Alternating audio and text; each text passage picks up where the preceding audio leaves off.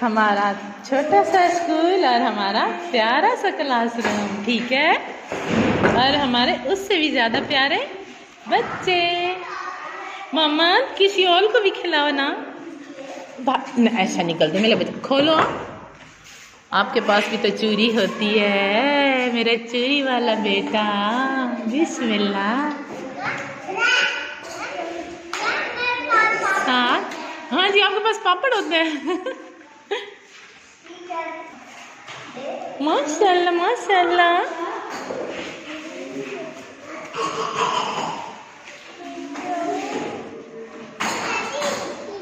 और किसने नहीं खाया?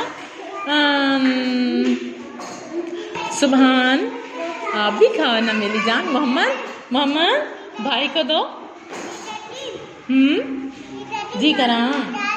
बिस्मिल्लाह, ले आओ। मोहम्मद भाई को दो।